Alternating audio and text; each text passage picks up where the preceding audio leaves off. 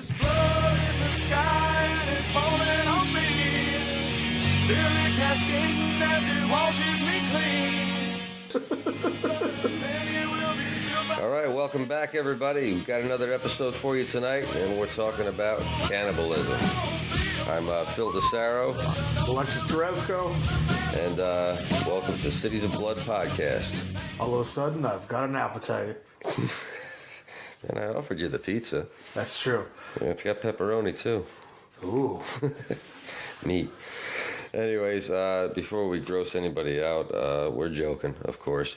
But this is a pretty heavy topic. It's the ultimate taboo, right? I mean, at least that's what I've been told for most people. And we're in California, in case anybody doesn't realize that. And we've got a bit of a history of cannibalism here with the Donner Party. So say the Donner Party Yeah. and many other parties where they ate each other. Yeah, and we talked about it a little bit in an earlier podcast, but... we can't remember what episode number it is because we can't. can't keep track of it where they're being posted. Yeah, we have, other things that we do, like real jobs. We do? Man, don't. Kayfabe. Kayfabe, We make all our money on YouTube. we're going to have to cut that out. Yeah, and next week I'll show you my new Ferrari. I hate those fucking videos. Have you seen? Look at the new Rolls Royce I picked up. It's like, come The on. Phantom, Rolls Royce Phantom. Yeah. So I know we talked about the Donner Party. Donner Party a little bit before, and the one branch, or I wouldn't say branch, but a little group of the Donner Party, which was called the Forlorn Hope. They actually left the party to go look for help. And they ended up getting stranded, or not stranded, but separated a little bit. Yeah. Ate about half of the people that went off, ate the other half of the people, including the 2 Native Americans that were with them. Right. And it was a pretty gruesome affair, but it's not the only one. Definitely not. No, and have you heard of Liver Eating Johnson? No. Liver Eating Johnson was a mountain man that I believe... Was he the guy from Kentucky? I'm not going to say yes or no on that one. Because in the notes you did give me, Yeah. there was a guy from Kentucky. It could have been. But I think he was like the mountain man or something. That could have been him then. Liver Eating Johnson. Look up, see if he's in that list. But he ate people's livers, but I believe he targeted Native Americans, like the Crow, which was a tribe that he had vendetta against. I want to say that I could be wrong on this, and if it is, No, the guy I'm talking about is Boone Helm, okay. the Kentucky cannibal. I've heard of Boone Helm. He ate basically for 4 years in the Kentucky mountains. If he killed you, he ate you. Now, didn't he get caught by trying to turn in himself when he was impersonating somebody else? Doesn't say. It just says he's the Kentucky mountain man. Was a killer, fugitive, cannibal. It doesn't say how he got caught. No, this is sort of just short cliff notes. I'll have to go double check that, see how good my memory is on that, because I do recall the name. But yeah, I believe Liver Eating Johnson, and if it's wrong, I'll cut this out because I don't want to look stupid. But I think it's Jeremiah Johnson. I mean, I'm sure I could. So I Google a lot because we don't have a producer. Yeah. So anybody of younger generations, there's a Robert Redford movie from the 1970s called Jeremiah Johnson, which is a movie with a lot of silence. You're close. It's John Jeremiah Garrison Johnston. It's a different dude or same I don't know. dude? It says Liver Eaton. John Liver Eaton Johnston, born John Jeremiah Garrison Johnston. I think that's the same guy. Let me go with... in the movie... There's a bronze statue of the liver-eating Johnson erected over his grave in Old Town, Cody, Wyoming. If it's the guy you're talking about, then yes. Well, we'll double check and throw something up on the screen. But the Robert Redford one, this. That's just kind of cool looking. Have you ever seen the movie? Jeremiah Johnson? Yeah. Oh, yeah. Come on now. Great movie. Yeah, it's he killed a lot of. Paul Newman's in it. Of course, I saw it. Is he in it? No. Or it's just Robert Redford. Robert Redford, man. I mean. Sorry. Yeah. No, you're thinking of Butch Cassidy. I see it Sundance Kid. Another fantastic film. So yeah, that's another one. I've got a list, some notes for that I prepared for this episode because there's so many. Right. I didn't realize how many were Well, there. just in the notes you gave me earlier today that I perused really quickly, I was like, all right, okay. Oh, there's another page. Like, just kept going, and I was like, man, I'm no way I'm going to remember all this. Yeah, we could probably do a ton of episodes on it. So before we get further into this one, I want to throw this out there to anybody. Let us know what you want to see. We can do a lot more episodes on cannibalism. I was thinking about doing an episode on each one of the 22 female inmates that are on California death row in Coachella. I thought that would be a good series of episodes. I believe there's 22. It's called Coachella? Coachella? I thought it was Chochilla. Chochilla? Or is that like an animal? Chowchilla? Yeah. God, am I getting Coachella and Chowchilla confused? I think, isn't Coachella the like music festival? Yeah, Coachella, yeah. I mean, or is it like in the same place? Let me look at my notes here. That's, I just know I've driven by the women's prison a couple times on many road wrestling trips to Southern California. I just thought, man, if we picked up one of these single chicks on the way out, never mind. We can cut that out. it's not in my notes. It's actually in one of the earlier episodes, I think, that I was editing that I was looking at it. I think Chowchilla is the prison. Coachella is the music festival. We're going to look up, Mr. Google, look up the women's death row in California. That's the place I'm talking about. I know we talked about it when we talked about San Quentin. Well, San Quentin is men's only. No, I'm saying it. There was, remember, because it said San Quentin is men's only death row. The Central California Women's Facility. Is it Chowchilla or Coachella? Chowchilla. Is it Chowchilla? Okay. I think, yeah. So Chowchilla is the prison. Yeah. Coachella is the music festival. Not to confuse the two. Again, we do a ton of research here prior to taping. So anyways, we get back to these cannibals. The names sound very similar. I'm sorry, Southern California. That is Southern California, right? Yes. Yeah. I'm not a native, and I haven't been down to Southern California. He's only been here for 21 years and been to L.A. twice. Yeah.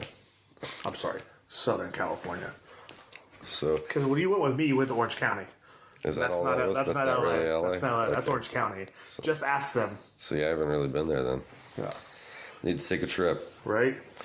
So what were we just talking about? Well, we were kind of going off about the Liver Eaton Johnson.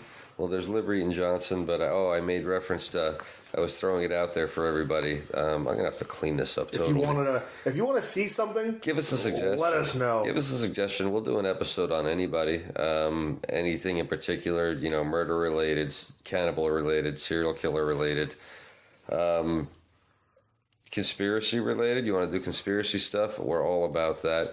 We do that. We're gonna fly my brother in from Moscow and have him do a whole conspiracy series with you. Absolutely. So yeah, we'll. It's for you, Sasha. Almost no topic. Let us know what you want us to talk about, and we'll talk about it. We will. Anyways, to get back on the cannibal topic, there's so many of them that I've seen over the years that I've seen little mini documentaries and episodes on. One of them was a small Japanese guy named Issei Sagawa. Right. That the reason why it sticks in my head is because the guy's free. I was going to say that's the part that for me is like, wait, what? Yeah, he didn't do hardly any time. I mean, it was 36 months or something like that. In the notes you give me, it seems like they just say 2 years, but it's one of those things where he was arrested in 84 and released in 86, but when? Like December to January? It doesn't really... Yeah. So he could have been there a year and a half. He could have been there because it says barely 2 years he was held. So first I want to explain to you what he did, but this guy is a cannibal. He murdered somebody, he ate somebody, and he's free. And he only did 2-3 years tops. And part of the reason is because it happened in France. Sorry, France, but this is something you really screwed the pooch on. So this guy was already in trouble in Japan growing up. He had attacked a woman in her sleep, from what I understood. and he was about to go to jail in Japan for that crime when his father, who was a very high-paid executive, powerful man, stepped in and paid the woman to drop the charges. He then, decided to send his son overseas to art school, which is where the story picks up, is in Paris, I believe.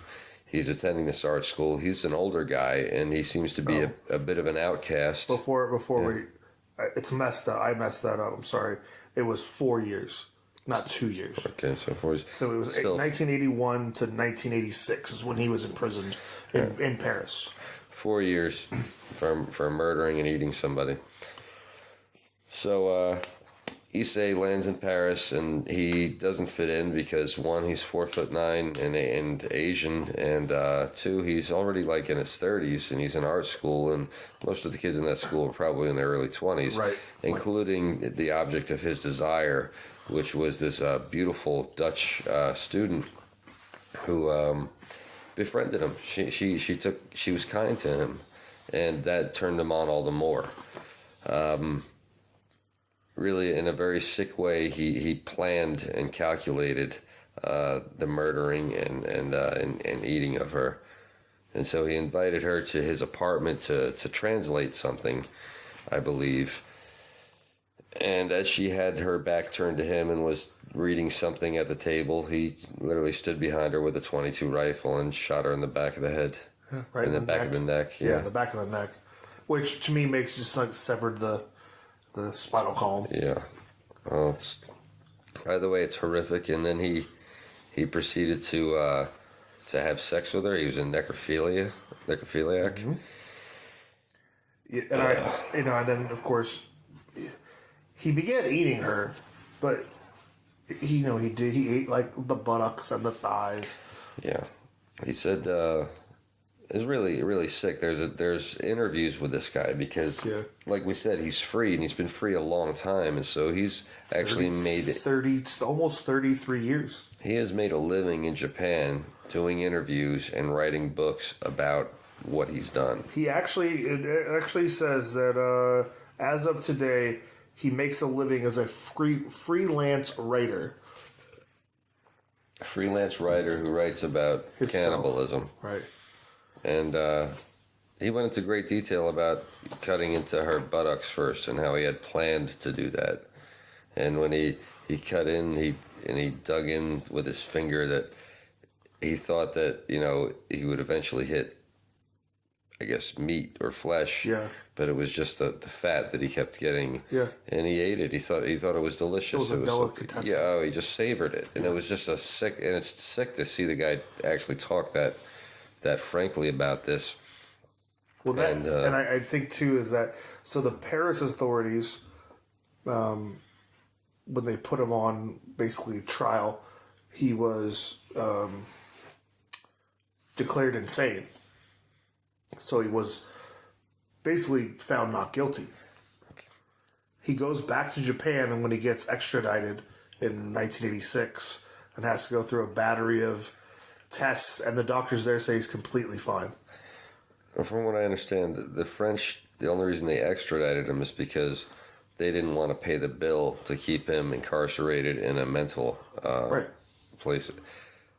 So because the government of France was too cheap to foot the bill of keeping this criminal, they turned him over to Japan. So now here's the thing. Now, just 32 years later, he's a mild celebrity. He's I wouldn't even say mild. It's over in Japan, he has made himself a celebrity. Yeah, he's infamous. Yeah, but he's an infamous best-selling author. Right. So here's the question: do the Japanese authorities keep an eye on him, or has he murdered and eaten other women that we just don't know about? I wouldn't put it past the guy. Because now he's got to be at least in his 60s, early 60s. Doesn't mean anything. No. I'm just meaning it's. How many he's? Oh, you're talking about what he could have done in that period of time. 32 years. I imagine there's probably been a great deal of scrutiny and watching him. I wouldn't. I don't know if they're actually tailing him, Right. But I'm sure he stands out. Right. Because one, he's a really small guy. Even in Japan, he's Even tiny. in Japan, he's small, and then on top of that, everybody knows who he is. Right. He's that guy that everybody whispers about. And so, and he doesn't hide it. He speaks about it like he's unashamed.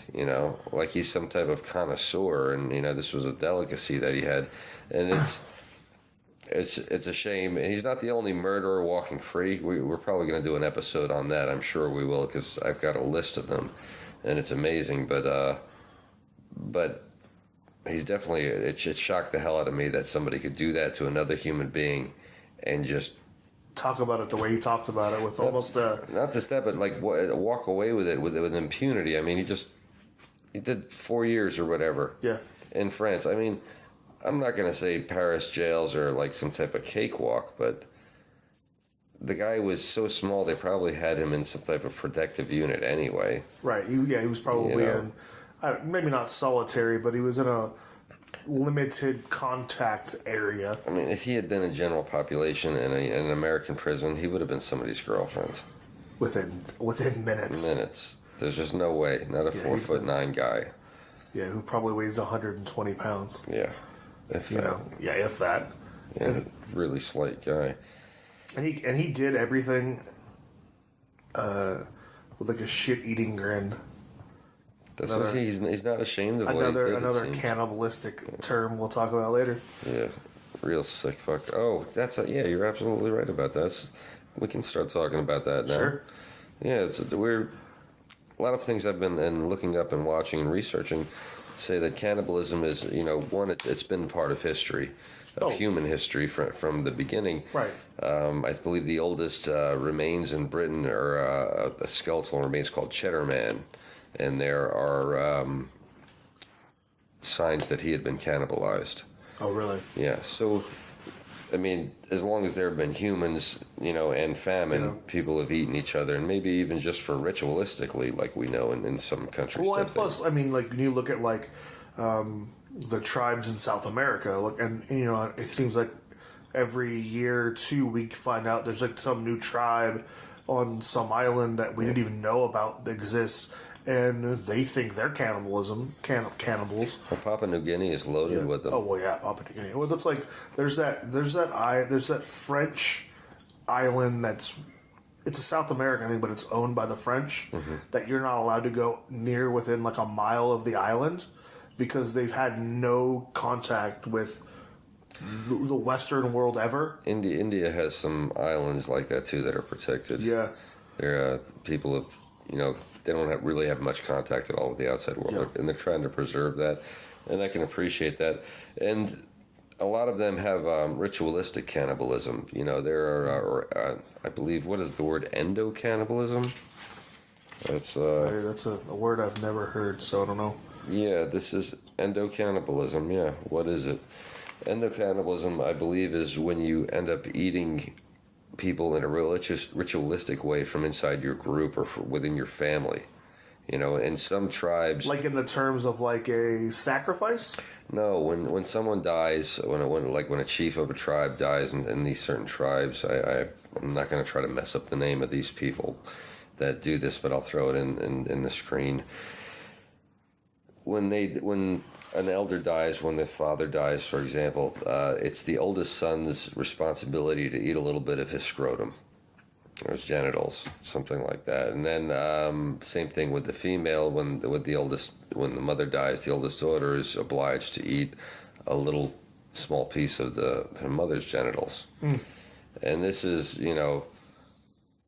I guess, a way of keeping a part of your parent with you, and also I guess because it's that part of the human body, that's where we all come from, right? So it's definitely significant that way.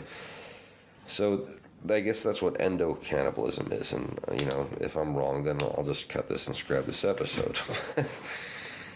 But I think there's a clear definition should be made between a society that does that in a way that was pretty benign. Somebody's already dead, they're dying, and they do that in almost a church, or it's definitely a religious type Well, yeah, thing. I think that's a little bit different. 'Cause when we're talking about cannibals and the way we are, Yeah, we're talking about people eating people for because murder they're or for survival. sick. Oh, yeah, and I even think like I don't know if we were going to talk, but like there was the soccer plane or the football team that crashed in the Indies. In the Andes, yeah. Or Andes. Yeah. And I mean, those guys ate their teammates They did. to survive. They did. They were a few of the people on board. Those survivors were medical students, Yeah. and so they knew exactly what part of the body to cut. You know, Right. thighs, a lot of meat. You know, rear end, a lot of meat. That type of thing. Certain parts of the arms, and so. I guess what I found really fascinating about that is not that they survived because they did it. They did it in a way that was much more. Excuse me, the word I'm trying to look for. I hate to say surgical, but they were conditioned. When the other people, when I've heard the Donner Party did it, everybody uses the same words. This one survivor wrote, and that was. You know, when people passed in the night and the next morning they found them, they immediately went to work starting a fire and cutting flesh, and they did it silently. They never said a word to one another as they were doing this. They just knew this is what they had to do to survive. Yeah. Then they put pieces of meat on sticks and put it on the fire. And when they went to eat the meat, they turned away from one another and they wept as they ate. Right. I think with the soccer team in the Andes that landed there, they became so used to it, or they did it in such an efficient manner that it became almost casual to them. So much so that the point I'm trying to make is that when they were actually rescued and the rescuers got up on top of that mountain, they found that they were like forearms, like, you know, hanging in like right above where they were sleeping and stuff in case they got up in the middle of the night and needed a snack or something. And, you know, I mean, they just got a little too Casual. Casual, I'll say with it, whatever, you know, hungry, you know, anybody got some toes left or something? I mean, yeah. But it was for survival, and ultimately. And I think even going back to, and I mean, we've talked about this in prior casts, is to go back to the Donner Party. Yeah. I get it. Like, but they also, they ate the donkeys, and they ate the horses, and they ate the dog. What I want to know is how much do you have to eat? And I'm not gonna, I mean, I'd really have to add up the time and everything, but I've heard of, you know, people in like, what's that group that where back east when that lost colony of Roanoke, is it? Oh yeah, Roanoke, Roanoke, Virginia. They talk about when they hit starvation times of like eating shoe leather and boiling it and things like that. I'm sure that the Donner Party probably did all that and more, and still ended up eating half the people of the party. Oh, I also think too is that that's a lot of people. State of mind at that point. Again, we weren't there. I'm just going off of what I would think. You're there for, and again, I don't remember how long the Donner Party was trapped for, but they ate to excess when they killed the horse. That instead of saying, here's, you know, this much food for you, they gave them this much food. You know, I feel like it was almost to them, they felt like there was no concern because they knew they were going to survive. Unfortunately, they didn't, or half. Well, you would think that even if they were in the cold, so they could definitely freeze meat. You would think, you know, like a horse, they could definitely ration it, you know, and get it down to the bones and the marrow and the hooves and, you know, every part of the animal. Like I said, they ate half of their people, and it wasn't like there were 10 of them and 5 ate the other 5. No, this was like 80 people. So it's like 85 or something like that. We'll look up the exact numbers, and half of them got eaten, and the Forlorn Hope or whatever little group they were left, half of their half eat the, you know, same thing. It was I'm like, that's a lot of goddamn people to eat. right? And I think too is they tend to go back to the Andes guys. Yeah. What's a soccer team? 15 guys. You know, May have crew been- and all that Might stuff. have been a coach and a trainer, And then this is like the 1970s or early 1980s, whatever it was. a team photographer. You know, it's like there was not a lot of people on that plane. No. So, you know, I'm just thinking, couldn't you be a little bit more efficient with it? Did you have to eat half of everybody? Couldn't you like rationed it? Couldn't you, stretch those meals out a little bit more? Not to laugh at it, but it's I was close. yeah. 83 people were in the Donner Party, and 45 survived. That's almost half. They ate almost half. That's still 30 plus people. 30 plus people plus all their animals. Yeah. So Some hungry eating motherfuckers. That's a lot of people and a lot of animals. I mean, how long were they stuck in that? How long is a winter? now I want to see how long were they stuck in the Donner Party. Seriously. It's like I feel like if it's gonna be, Don't tell me it was like a week. Because that'd be fucked up. it's funny. Donner Lake is 2.722 miles. How long were the Donner Party? Oops. Trap. Let's see. Drum The roll. journey west usually took. This is where I've got to read, and Phil's gonna talk Yeah, I'm waiting to hear this. because I don't think know. it's gonna be really good. I'm sure some more intelligent people out there are probably laughing at me right now. Screaming at us and yelling at us right now. Plus, Yes. we can cut this out to where it's really quick. You stupid Yanks. I'll do that stupid, speed up. Plenty for snow. So it says the winter spent the winter of 1846 and 47 snowbound on the Sierra Mountains. They don't hang out there for a fucking The year. journey was usually took between 4 to 6 months, but the Donner Party was slowed by following a new route called Hastings. Blah, blah.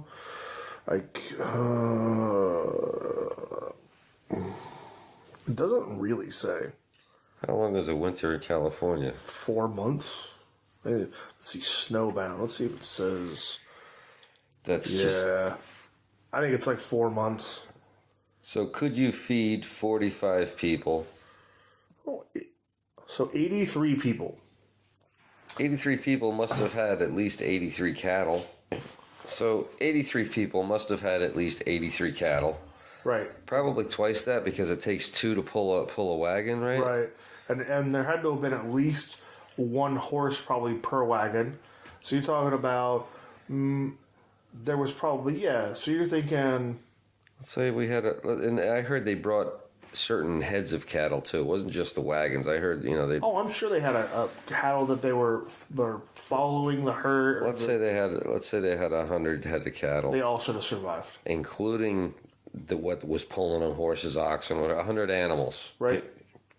And then 100 animals and 40 people. go with 10 dogs. You could still hunt in the snow. So there had to have been deer. No. Apparently all the deer, and they were at such high elevations and stuck up there that the deer had already gone. But I'm just trying to get practical with what they had. They should have survived. For the era that they were stuck in, they should have absolutely survived. Yeah. I don't know what that was, but I was wondering what the hell that was too. this sounds like somebody was tap dancing in the back over there. Phil has ghosts. Yeah. Four-legged kind. Phil, you have all kinds of four-legged everything. That's right. So, summary for this episode: were the Donner Parties a bit gluttonous? Yeah. Did they?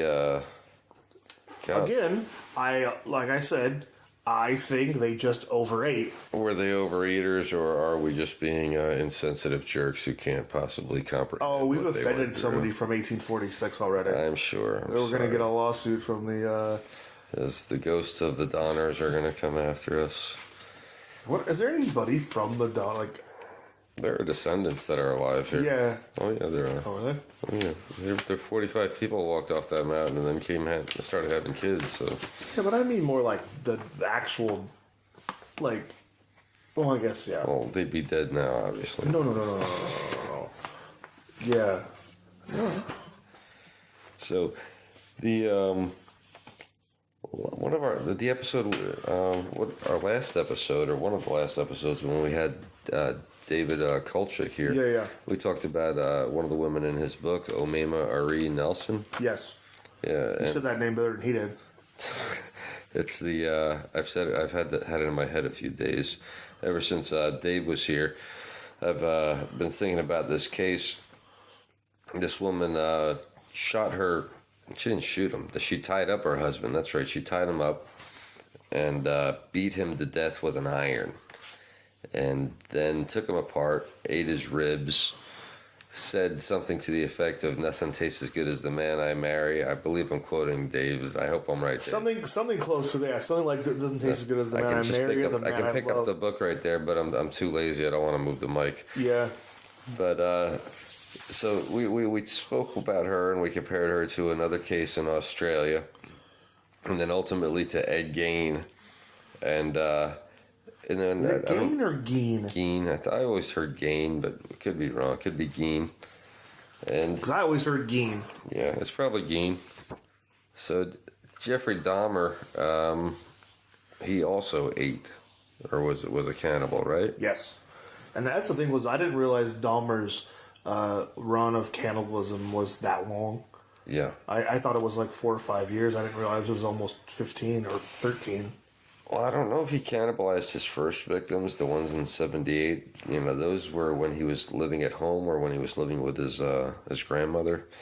He either would meet or hook up with somebody and then I heard he brought one to a hotel room, you know, and they had sex there, and he basically killed him. Right. And then put him in went to the store, bought a suitcase, came back, put him in the suitcase, wheeled him out of there. I'm not sure if it was his body or somebody else that he had actually brought to his grandmother's house at one point, but he, that was the one he brought to the dump. He was taking it to the city dump. Oh. And it was like early in the morning, and I think he had been drinking, and a cop pulled him over. And he got out of it by saying that he was upset because he just got the news that his parents were getting a divorce.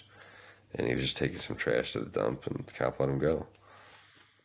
So the whole thing could have been stopped with like murder one right there. But how many times have we heard that they pulled over so-and-so and they got a call on the radio because of something else happened and they let the guy go and he kills 15 people.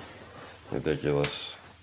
So the word cannibal itself, I was looking up and I was trying to get a fix on it, and I could be wrong on this, and go ahead and feel like correcting us in the comments. I'm sure you will anyway. I've heard it comes from the Caribbean islands, and from when the Spanish were there, they believed that the natives there were cannibals. That ate other humans, and so I believe it was Caribal from Caribbean, and then became cannibal. I could be completely wrong on that, but I'm just getting my information off the internet like everybody else does these days. Wikipedia is never wrong. Right? All hail Wikipedia. That's right. So, but what I think, and I don't know if anybody else has ever put this together, but if you take the words Cain and Abel and you put them together, you get pretty close to the variation of Latin, French or Latin spelling of cannibal. Yeah, and I've heard, and this could be wrong, but that after Cain, was cast away and all that, he went on to develop his own religion and was cut off from God. And he created a priesthood, and supposedly the word Cain or the word cannibal came from Cain, which I believe means in some language it's supposed to mean priest, and Baal, which was a religion, so the priest of Baal. That could be complete bullshit. I've also heard reference to a character named Tubal Cain. And something about a religion where they consumed human flesh, mostly small children. We're going to have to double check these sources. This could be a bunch of internet bullshit. The word probably derives from the Spanish and Yeah, I mean, I could still see the cribble, whatever you said earlier, coming from like a Caribbean type word. Yeah. I mean, again, and this is something that I've seen in, like we've talked many times about the murder mystery shows that, that talk about stuff like this, and the Caribbean people, certain islands being, they were cannibals. So you could have seen that 700 years ago. Maybe they were. I totally believe it, because where are most of the other cannibals that we'd heard stories about? South America. Right, they're all South America. South America is not far from Central America. Right. It isn't far from the West Indies. And you could get there easily even back then by Following the boats coastline. and coastlines and things like that. So, Absolutely. So that's where we think the word comes from. Most, modern people like us are, appalled by the thought of it. Right. But, and then like we were saying earlier, in some cultures, it's actually, mandatory. Right. But I've heard that even with them... well, as long as you're the oldest male or female. Well, if you're the second, you're like, I'm good. I'm good, right? Well, I've heard that most of them don't really want to do it. Oh, yeah. And they'll like palm it like, get rid of it kind of thing. Right. It's So you stick your hand in blood just so they can't see where it is. on the conspiracy note, that Tubal Cain character. Yeah. Apparently, that is also a Masonic symbol, Really? and it's literally a cane with two balls, two-ball cane. And so, you guys can take and do with that wherever you want, but look it up if you think I'm making it up. There's actually. Well, I think the Freemasons could be a whole episode by itself. Yeah, we could do a Maybe series a on that series. one. Definitely. And the things and the rituals and murders that come along with it. Well, here's one to throw out there just for you. This is another, little gem for you. This is what we call Phil's Conspiracy Hour. Yeah, these are just for my conspiracy friends out there. I've heard that this. Sasha Derevko. Look out, yeah, Sasha, look this up. The Tubal Cain symbol, which is a Freemason symbol, which is two balls and a cane, looks a hell of a lot like the Facebook logo. That's interesting. Well, he did go to, what was it, Harvard? So, and what's at Harvard? I think the whole area, that whole town's designed by Freemasons. Yeah, but what's the old... Is that the oh my God, I can't believe the Skull and Bones? Yeah, isn't that Harvard? Yeah, I think that's Skull and Bones. Yeah. Oh, wait, no, am I wrong on this? It's something like that. Look that shit up. I don't want to be wrong on it. Is it Yale? Isn't Yale? It could Or be is that Yale? I mean, I know that's where Bush Sr. went. I think it's Yale. Oh. Yeah. So another thing I want to talk about with cannibalism is a lot of people don't bring this up, but back about in the 1800s and 1700s, when people were going to Egypt for the first time and they were bringing back mummies, because that was like a souvenir type thing, people actually started to consume mummies, and I think It is Yale. it is Yale, Not Harvard. So we were. It's the same region of the country. It's all that snobby shit, right? Neither one of us are going to Harvard or Yale, Phil, Real. and never were at 18. So. Not the Ivy Leaguers. So the what was I just talking about here? Them bringing the skulls back from Egypt. Oh yeah, instead of just collecting mummies, apparently even before maybe the collection of them began, the apothecaries in Europe started to keep mummy parts as medicine, and they would actually grind these pieces of mummy up and put it in food or medicine or whatever for people. Yeah, and so this is cannibalism. You're eating a dead person, even if it's 1,000-year-old dead person. You're eating it, and so these idiots in Europe that most of us descend from were thought that this was some type of medicine. But yeah, let me remind you that during this time period, even the king and shit would grind up like diamonds and pearls and like, oh, a king needs this to make him better. They had no clue what made you sick and what made you better. They were all just stabbing in the dark. Well, it's also too, I think, like you say, is that it was certain roots and certain things that they thought would give you an erection or this or that, and you come out and find out now with modern medicine and all that stuff. Yeah, it was just killing people 10 years earlier. There's so many things. Mercury was used. Oh yeah, for everything. A lot of and it drives everybody insane. Lead was used. Yeah, lead. Crazy shit. So yeah, to think that we always think about going to kill somebody to eat somebody, but back in the day they were just taking old dried up dead people from Egypt and grinding them up and eating them. And here's the worst part. I don't know which is worse for you. I'm pretty sure it's the what the mummies were preserved in, because it was almost like tar. It was pitch. Tar. Yeah, I've heard it called the modern version of formaldehyde, or worse, asphalt. No, literally asphalt, like what you would tar a roof with or seal a ship with, is equivalent to our modern day asphalt. Yeah. And then not only that, but it's asphalt that's been baked in the Egyptian, sands for, a millennia. Right. And here you 1,000 years.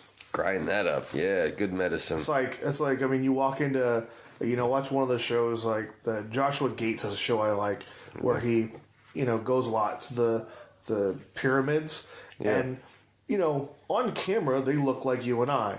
But you'll see guys walking around in the back, and they're in full hazmat suits with, ventilators that they're in. Because when you're going down there, you're literally breathing stuff that's thousands and thousands and thousands of years old. Yeah. And even 500 years ago, it was thousands and thousands and thousands of years old. It's like, holy shit. And, for those of you playing Red Dead Redemption now, just putting the mask over your face didn't really do anything. No. But we think or they thought in the 1800s, by just putting something over your mouth and nose will keep you from breathing it in. Yeah. Well, I mean, I was trying that today because of the smoke. I was doing it today, so yeah.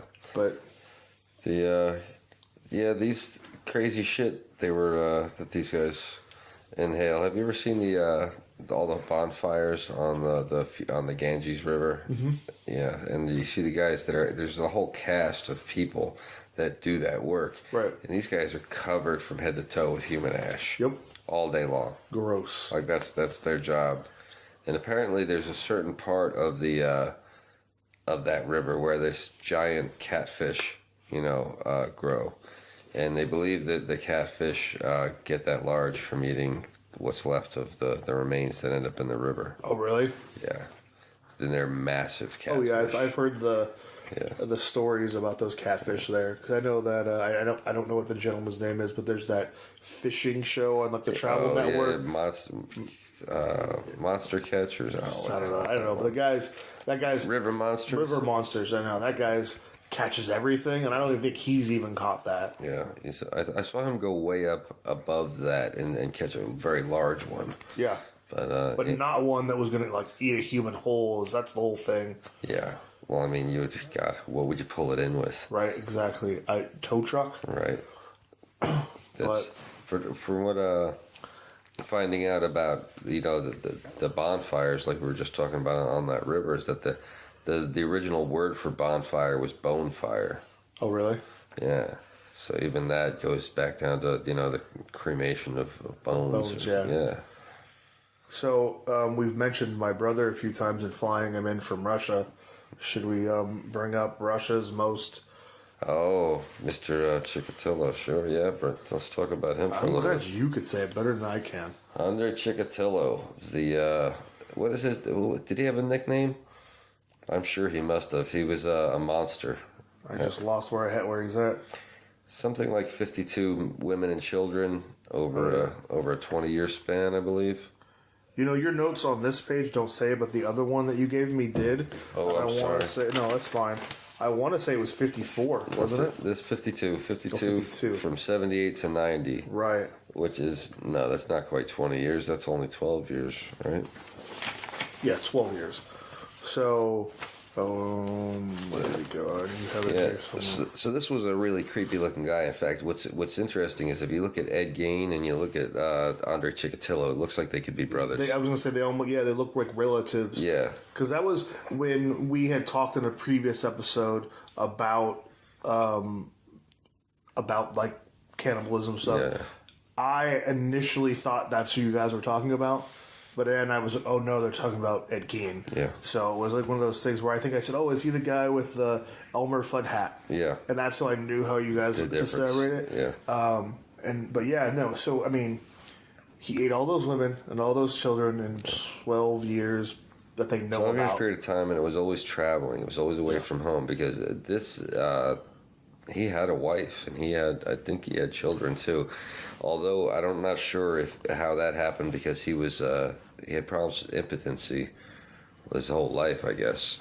Oh, was he? And that was part of the thing. I think one of his first victim was a very young girl that he lured into the woods and tried to rape her, and he couldn't because he was impotent. Because he couldn't get it up. Yeah, and he was frustrated with it, so he hit her, and she started to. So you asked real quick.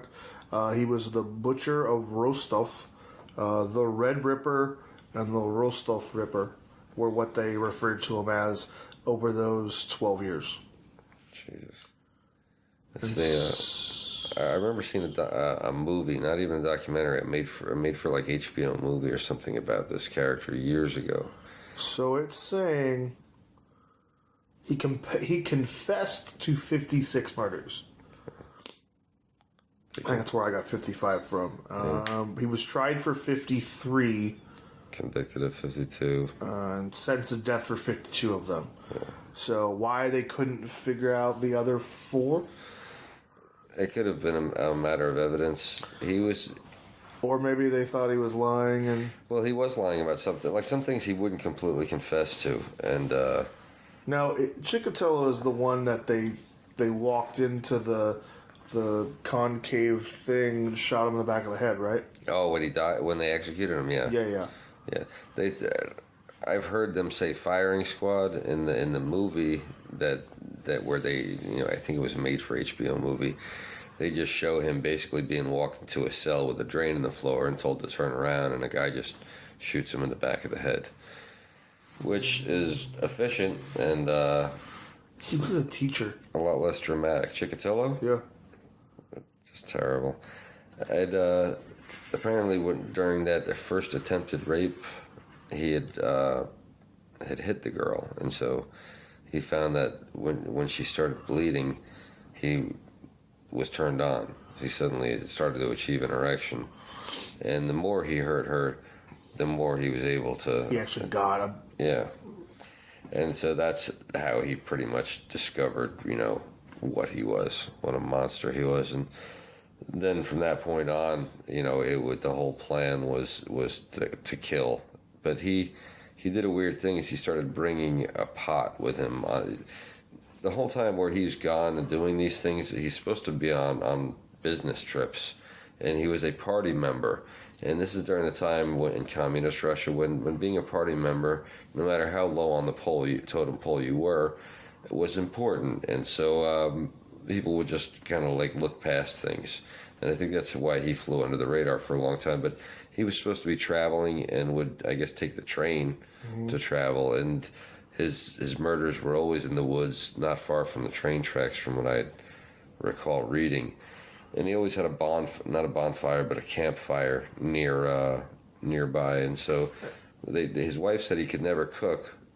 He couldn't cook, but for some reason he brought a pot with him every time he went on these trips, which she thought was odd because he couldn't cook. Right. So they are saying that they do believe his first known crime was in May in 1973.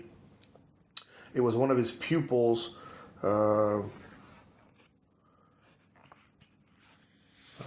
Basically, he sexually assaulted her by groping. He was not disciplined for the incident by the school. I heard something similar about that asshole who just shot those people in Thousand Oaks. That he assaulted this teacher or something like that back before he had ever joined the Marine Corps.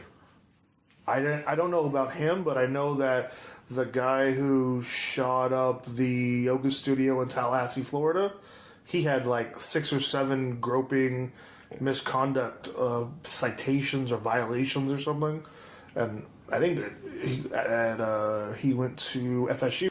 Andre Chikatilo, right? Yep. So, like I said, he got the girl at the skating rink. That was his first victim. And again, this is just sort of cliff notes. I heard he chewed on uteruses. Yeah, this is just sort of dates of murders and who he killed and how he got them. So that was his first one, was at the skating rink. I'm trying to go to his last victim that we know about. He must have mutilated the bodies if he went as far as chewing on a uterus, because, I mean, it's not an outside part of the body. So he goes from a girl at a skating rink, and 12 years later, it's a homeless woman that he kills. Really? That's the span of 12 years. He was just an opportunist. And again, this has 53, so it's only the 53 convictions, not the full list of people that he...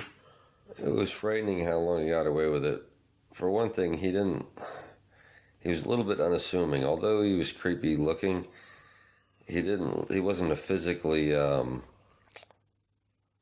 imposing individual at all. You know, so again, he looked like that little Japanese guy, Issei Sagawa, just a little guy. You know, so I think that's why the girls, you know, or the women probably trusted him, probably thought he was harmless, and he turns out to be this raving lunatic. And I think too is the fact that he was a teacher, even though he wasn't a good one, that trust thing there. There's a trust with teachers, which that's a whole episode we can do later down the road, that he had that. I mean, he is not an imposing man at all. Yeah. You know, so it's like, I can see why people would have never even thought that he was this butcher. Yeah. And like in the movie, I think this is starting to come back to me. It's been years since I've seen it, but they alluded to him being, or not being able to be investigated because he was a party member. Oh, he was part of the old... Even though he wasn't like a powerful party member, he was still a party member. And so, for some reason, that certain things about when they were trying to investigate him were more difficult because of that. Right. Well, I mean, that's one of those things that would harder to do when you have that power behind you. Yeah. That was, you know, Russia in the 1970s. Yep. You know. So I think this one kind of popped up. Artist Ricky Gibson. I don't know this one. So it says, 1988, artist Ricky Gibson legally performed an act of cannibalism by eating,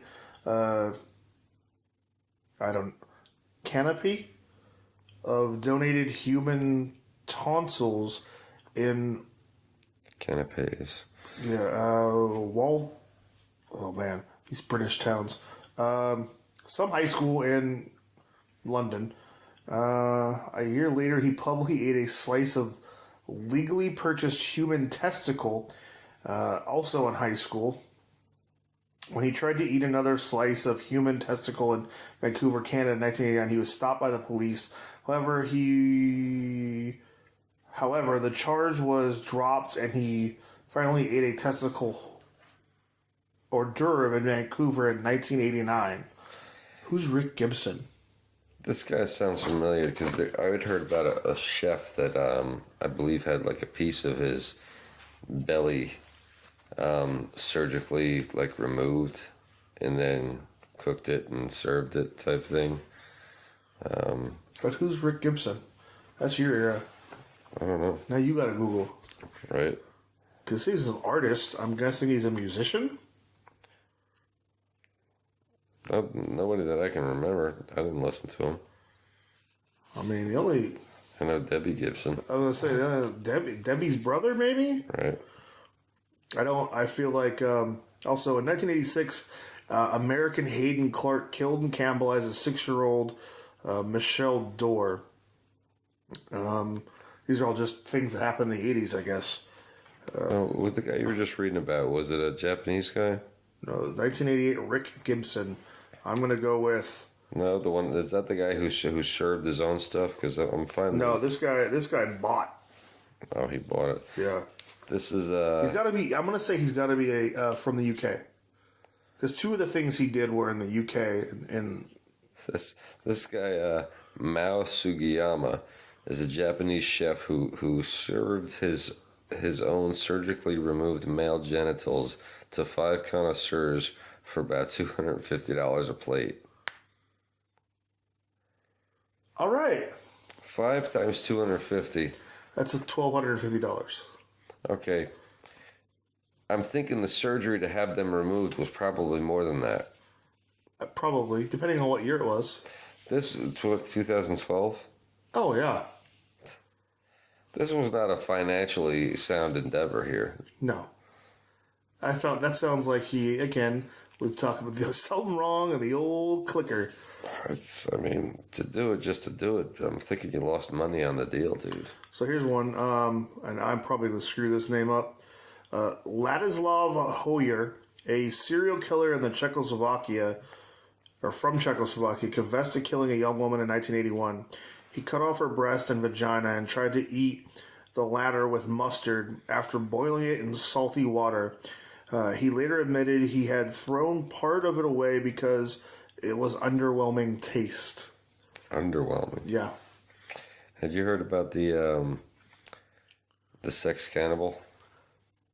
No, but I'm sure you're going to tell me. I believe it was a German guy and an English guy that met on some type of cannibal chat site. And they agreed to meet and went to this guy's place. And one tied the other up, and they videotaped the whole thing. And he basically cannibalized the guy and ate him. And he started off by cutting off his penis. And, tried to cook it a little, it was pretty nasty, even the way they described it. Yeah. But yeah, that whole type thing. And then eventually he stabbed him a few more times at the guy's own request. And then he eventually slit the guy's throat and, let him bleed out. But he had the whole thing on videotape, and the whole thing, the guy was asking for it. So he did it. He did it, but it was a voluntary murder. Was it a murder? Yes. Yes.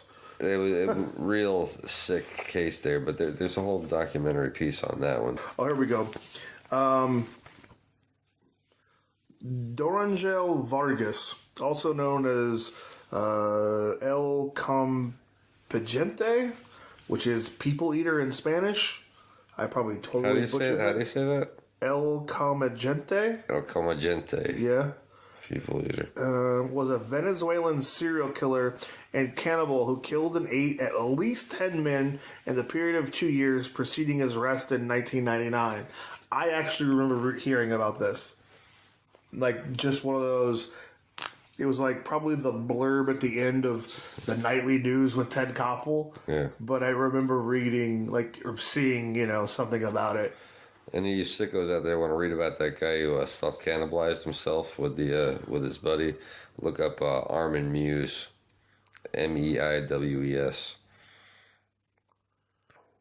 So here's one. In 1999, Kazakhstani authorities arrested 3 male psychiatric nurses on charges of killing and eating 7 prostitutes. They were psychiatric nurses? That's what it says. Jesus.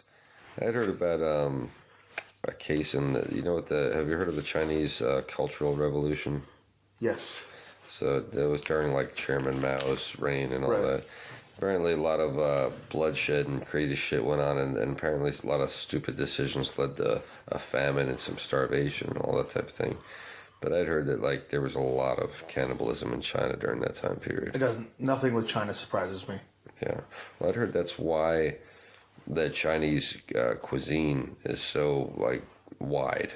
They have that literally they'll eat anything, any part of an animal, right? And it's because of so many centuries of famine, of starvation that, Well, you had to make it last. yeah, and you ate what you had and that was it, or what you could get. Yeah. Yeah. Then again, in another episode, we'll talk about Catherine Knight. Of course, we talked about her Yeah, we one or spoke two about episodes ago, but Yeah, that was with Dave. yeah, Yeah, the arbiter. the that's Dave, the first, Dave doesn't like that word. arbiter. Sorry, Dave. Dave Oh. doesn't like the word arbiter. It's for us Americans, that's butcher. Yeah, right. She was a butcher. See, now so I'm glad I got this list because it's more. This is early 2000s, so I'm just kind of skim through it real quick. 2001, Kansas City. Mark Sappington went on a murder spree and was subsequently. Subsequently, Thank you. I can talk tonight. Convicted of murdering 4 acquaintances, he gained notoriety for eating part of the leg of one of the victims. Let's see. Trying to just pick all the American stuff out. I think, one thing I will say about these cannibals is they're not lazy people. Me personally, I'd rather go pick up a pizza. I mean, wouldn't you? I mean, Right. if you're stuck on the top of a mountain with a soccer team, I could see. All right, Yeah, guys, yeah. you want to know we can't eat out, so In this day and age, you can hit up with Uber Eats right. or DoorDash. Cheap plug, guys. It's one of those things where, man, you can get food like that. Like that. It was like, Any time of day. I don't know, a couple weekends ago, my cousin and I had maybe a few too many cocktails and had Ubered home without getting food, and it was like, oh man, and he just moved his apartment, so he has nothing. Yeah. And he goes, oh man, I got this. And like 30 minutes later, guy shows up with 2 things of Taco Bell, like cases of tacos. Nice. And I was like, this is the greatest thing ever. Mexican police arrested Jose Zapata for murder with numerous pieces of cooked human flesh in his house. Jose Zapata. Yeah. Jose Luis Calva Zapata, Where is this at? Mexico. In Mexico. It's funny. I know some Zapatas. Right? So do I. You guys not telling me something? Yeah. Let's see. Notorious Liberian ex-rebel and reform warlord Joshua Is that General Buck Naked? Blaiye, 37, confessed to participating in human sacrifices, which included the killing of innocent children and plucking out the heart, which was divided into pieces for us to eat. The cannibalism of many children occurred during the conflict in which Blaiye fought against the Liberian President Charles Taylor's militia. In 2008, during the same war crimes trial, Joseph Marza, Taylor's chief of operation and head of Taylor's alleged death squad, accused Taylor of ordering his soldiers to commit acts of cannibalism against enemies, including peacekeepers and United Nations personnel. Again, this is one of those things I remember. Yeah. I remember one of those warlords being called, he went into battle naked. Yeah, like completely stripped down and went in just with his AK-47, but like buck naked. That's not the one that. It was one of those warlords from that skirmish. That's not the one that. Who's the actor who has like the funny eye? No. I know you're talking about when he played Idi Amin. Oh, Idi Amin. That's who I was. Yeah. Yeah. Yeah, which was a good movie. Great actor, Forrest Whitaker. Yeah, Forrest Whitaker. Thank you. Still mad they canceled his Criminal Minds series. Yeah. Let's see. Let's go a little closer to where we're at here. I was talking to somebody about Forrest Whitaker today. The movie that he was in with one of the first movies I ever saw him in, besides Fast Times at Ridgemont High, was The Crying Game. Yes, great movie. Yeah. So he's in The Crying Game, and he's supposed to be the one that has a relationship with the transvestite at first. I think that's what made the other guy maybe believe that it wasn't a dude. Yeah. So in 2017, a ring of cannibals were arrested by police and tried in South Africa. A ring of cannibals. A ring of cannibals. That's September 2017. Demetria Bakshev and Natalia, his wife, were arrested in Russia on suspicion of committing more than 30 cannibalistic murders. Jesus. This is 2017. This is last year. I thought I saw on that list something about a father and son team of cannibals. A father and son were detained in the Ukraine after being accused of beheading an ex-police officer and cannibalizing his body. They kept his severed head in a box on their balcony. See, that's not. I just have the cliff notes of crazy cannibalistic stuff. They were accused of beheading an ex-policeman and cannibalizing his body. Horrified locals in the Ukrainian town of Saltivka found a headless corpse dumped near a cellar doorway close to an apartment block. Knife wounds to the body showed meat had been sliced off the man. Police later searched the apartment of a father and son and found the head of the 45-year-old former cop in a box stashed away on the balcony. Neither the victim nor the alleged cannibals have been named. The alleged killer cannibals were detained half naked in their flat.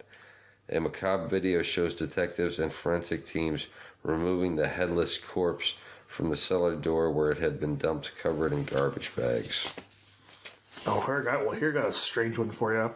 Dennis Storm and Valerio Zeno, two presenters of the Dutch TV show, I'm not even going to try to say it, ate each other's flesh on air in December of 2011. They were filmed having a piece of their muscle tissue surgically removed, which was then fried and eaten in front of a live studio audience. Man, let's take a jackass to a whole nother level. Right. In December of 2011, a Florida man in the United States. That would be a Fear Factor thing. Oh, God. Can you imagine that on Fear? That would top all Fear Factor shit. I couldn't do it. It'd be like, are you willing to cut off a piece of your flesh? You're going to really join the Donner Party. Wow. So here, let's kind of wrap things up a little bit. Again, a Florida man killed and ate a homeless man in the city of Bridgeport, Connecticut. The perpetrator of the crime was later found insane and committed to maximum security psychiatric hospital. This is 2011. You think? He'd have to be insane. Right? This is another one. A PhD student, Stephen Griffin of the United Kingdom, killed and ate 3 prostitutes, becoming known as the Crossbow Cannibal. Oh, shit. I think I've seen that guy. Or not, I think I've seen the case. I don't know. In July of 2011, a model in Leningrad region of the Russia, here we go to Russia again, maybe it's the lack of food, drowned her colleague and consumed parts of her corpse. She was later detained, found guilty of murder, and sent to a psychiatric hospital for treatment, where she was diagnosed with schizophrenia. It's a female cannibal. Those ones are rare. Oh, that's, I think, an old thing we read. Other than the 3. husband-wife couple, yeah, it's like the third. It's number 3. 4, because there was the couple, wife and, or what did I read it at? There was the one I just said, there was a couple. But, I mean, and going back, it's like, man, this list goes back to, what's the original? I want to say, just of modern times. There's a pretty thorough 19 pages.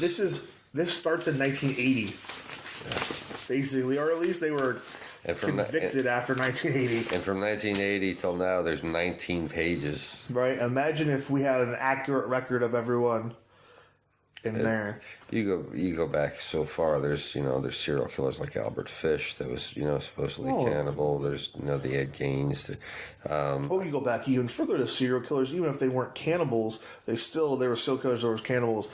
Jack the Ripper. Yeah. Well, and not just the Donner Party, but shipwrecks. Oh, shipwrecks and sailors. There's like a whole history of having to draw straws. In the list that you'd given me earlier, I'd have to probably dig through it again. But there was one that said that there was a famous shipwreck where they ate a third of the crew that survived.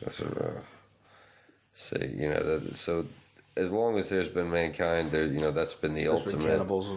When you run out of food, and you think about it too, it becomes an animalistic thing, I think, because what do animals do?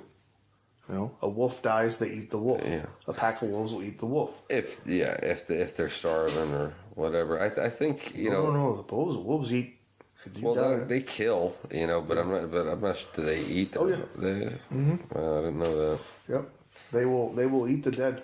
And then many animals are like that. You'll see. Have you heard about I've heard about a guy who was stuck on a boat by himself, like a raft at sea, and he was able to catch fish, and he was eating them, but he was still dying because his body wasn't getting all of the different nutrients he Right. needed. He was almost dying of like a protein poisoning because he was just eating the best parts of the fish. Right. And so as he's like laying there retching and throwing up and heaving and just, coming in and out of consciousness, dying, he said he didn't even realize it, but he woke up to find himself eating like the head of a fish and the eyeballs of a fish and the guts and like the bones and, parts that he didn't, would never even normally consider, but his body had unconsciously craved these things that are in that part of the fish.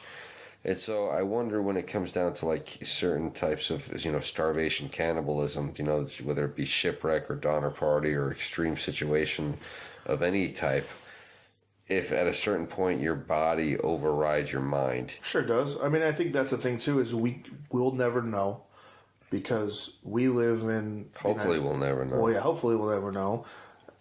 With certain people in office, we might find out sooner than later. But look, we're never going to know because, like we said earlier, we were kidding a little bit, but you and I can legitimately leave this studio and in 5 minutes tops have a burger, a fries, Coke, whatever. a fry in our each hand and go order more. Yeah. So we're never going to know. It's like when you're hungry and people say, "Oh, I'm craving that." No, you just want it. Or if you're, I'm starving, you don't have no idea what starving is. It's like those people, they get sick Yeah. and they 2 or 3 days don't eat. Yeah. And they think, "Oh, I almost starved to death."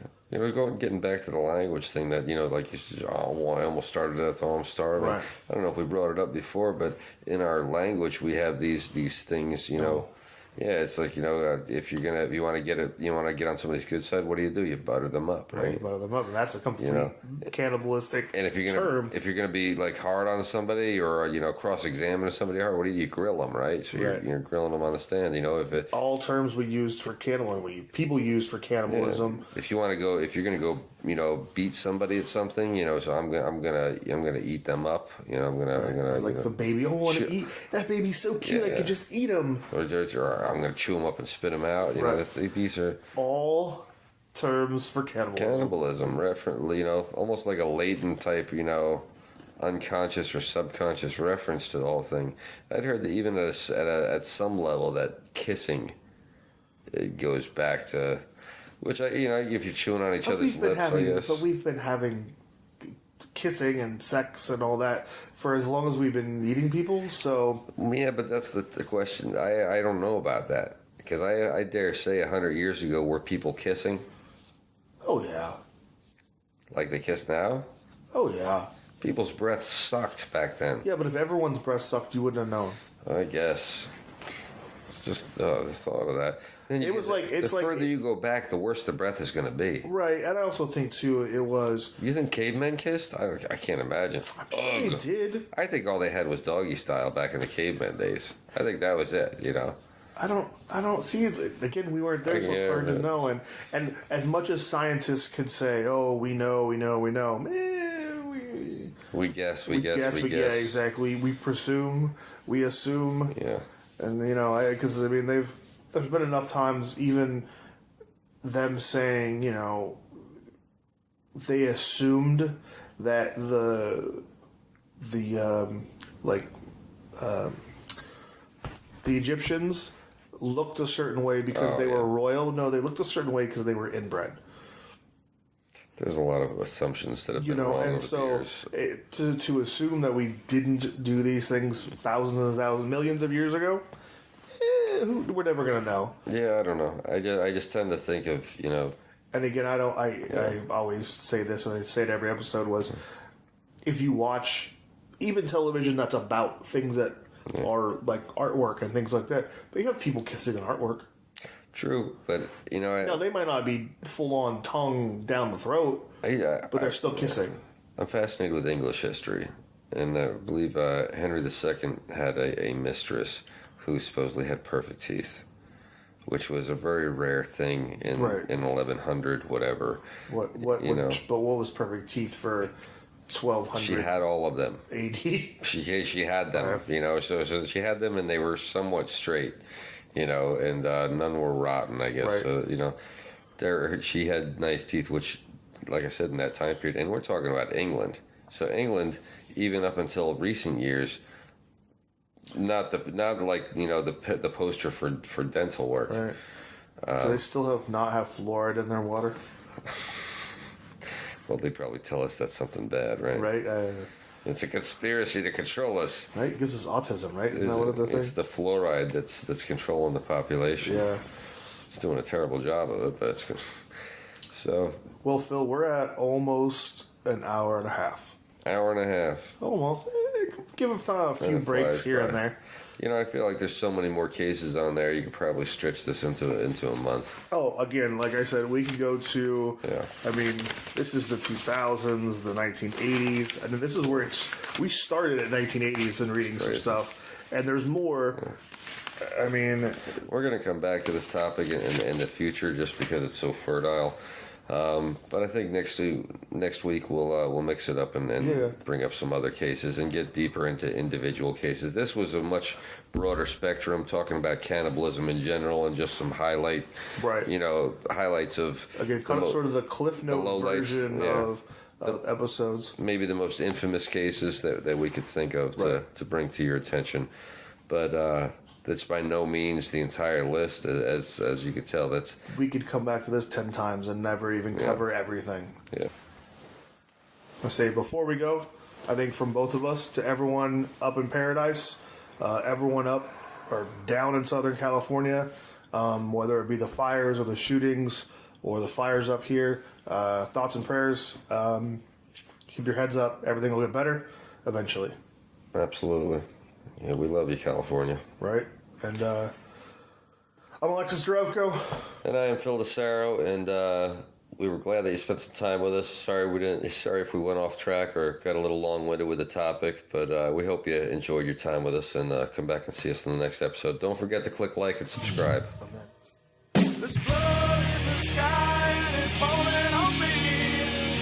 Feel it cascading as it washes me clean. The blood of many will be spilled by my hand.